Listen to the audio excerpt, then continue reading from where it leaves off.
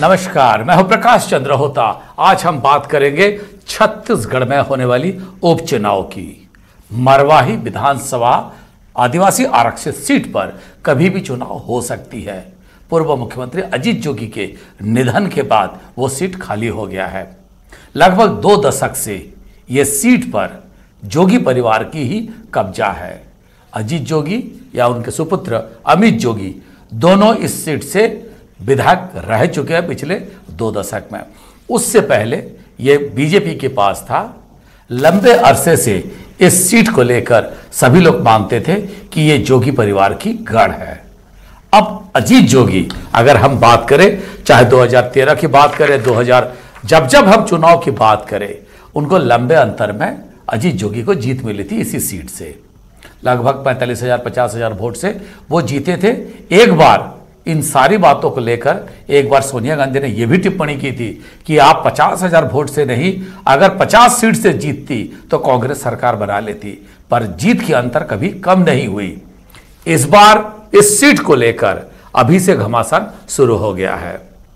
कांग्रेस के बीजेपी के बिलासपुर के सांसद अरुण साव जहां मरवाही के दौरा करके आ चुके हैं, वहीं कांग्रेस के लोग भी मरवाही को लेकर तैयारियां शुरू कर दी है।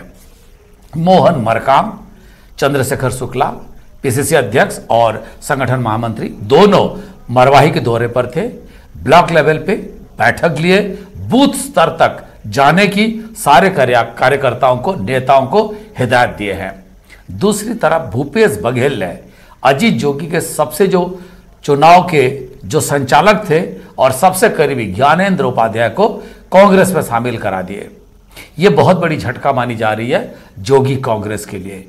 जोगी कांग्रेस के लेकर अभी से हमलावर है मोहन मरकाम।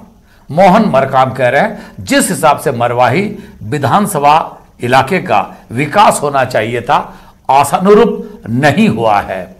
यही कारण है, सत्ता पे हम हैं, विकास हम करेंगे, हम ही को ही जनता वोट दे, ये मोहन मरकाम कह रहे हैं। कांग्रेस के अलावा बीजेपी भी इस सीट पर जोर लगा रही है। और इसी बीच में अमित जी को अगर बात करें तो अमित जोगी भी क्या सहानुभूति का लहर पे नैया पार होना चाहते हैं?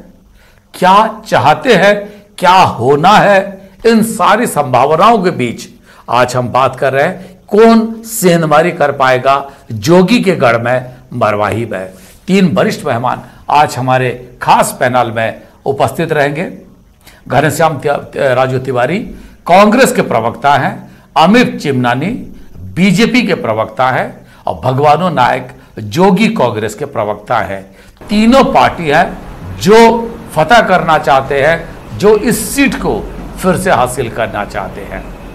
ऐसा नहीं है कि यह सीट पे लंबे समय तक कांग्रेस या जोगी कांग्रेस का अब है, उससे पहले बीजेपी के पास भी यह सीट रह चुकी है। अमित जी, क्या कहेंगे आप?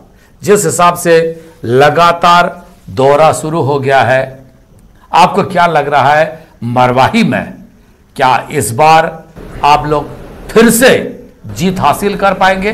क्या लग रहा है और क्यों? अमित चिमनानी जी। देखिए होता जी, निश्चित तौर पर इस बार का जो उपचुनाव होगा वो भारतीय जनता पार्टी के पक्ष में जाएगा। उसके बहुत से कारण हैं, एक कारण नहीं बताऊंगा। एक तो ये बात स्पष्ट है कि मरवाही अजीत जोगी जी का एक जनाधार वाला इलाका रहा। चाहे वो कांग्रेस की सीट से लड़े तो भी जीते, वो अलग से लड़े तो भी वो जीते। अब वो नहीं रहे, उनके साथ लोगों का जो प्यार था तो वो उन तक सीमित रहता, ऐसा मुझे लगता है। और कांग्रेस जो पिछले चुनाव में एक बहुत बड़ी लहर में जीती, लेकिन मरवाही में तीसरे नंबर पे आई। 1,30,000 में मात्र 20,000 वोट कांग्रेस को मिले थे, जो कि इतनी बड़ी लहर होने के बाद इतने कम वोट पाना कहीं ना कहीं इस बात का सूचक है कि मरवाही के लोग उनको पसंद नहीं करते। साथ ही कांग्रेस के लिए एक चुनौती ये भी रहेगी कि वो किस आधार पर जाकर आपको भी तो 27,000 वोट मिले, ये बताएगी वहां जाकर कि उन्होंने प्रदेश के हमको 5% ज्यादा होता जी। अच्छा प्रश्न पूछा, साधुवाद आपको, साधुवाद आपको। सर मैं जवाब देता हूं। 5% वोट कांग्रेस से 5, सर उनको 13% कुछ मिले, हमको 18% कुछ मिले, हमको कांग्रेस से ज्यादा वोट मिले इतनी बड़ी लहर में भी, तो ये एक बहुत बड़ा फैक्टर मैं मानता हूं। और दूसरी चीज मैं थोड़ा सा 20 सेकंड दीजिएगा पूरा कर लूं। कांग्रेस क्या बोलेगी वहां पे कि भाई हमने प्रदेश का वित्तीय घाटा दोगुना कर दिया है, प्रदेश को कर्ज की खाई में डुबो दिया, इसलिए वोट दे दीजिए, हम अपने वादों से मुकर गए, हम शराबबंदी का वादा करके आए थे, अब कोचिए जो है शराब बेच रहे हैं, कंटेनमेंट जोन में भी शराब बिक रही है। आज की खबर बता रहा हूं, आरंग में अवैध शराब की बिक्रियों की खबर है। प्रदेश में माफिया राज है, जनप्रतिनिधियों को ठोका जा रहा है, मारा जा रहा है। 10 सेकंड और 20 लाख के इलाज का वादा करके आए थे, 20 रुपए का किसी का इलाज कर नहीं पाए। कोरोना पे नियंत्रण करने का दावा था, 2400 मरीज हो गए हैं। क्वारंटाइन सेंटर में 4 गुना कोरोना से मौतें हो गई। आखिर कौन सा आधार रहेगा कांग्रेस के पास? केवल वो ये कहेंगे कि हमने कर्ज माफी कर दी और धान का पैसा दे दिया। तो मुझे लगता है ठीक है, घनश्याम राजू तिवारी 200 वादे आप करके आए थे, लेकिन 2 वादे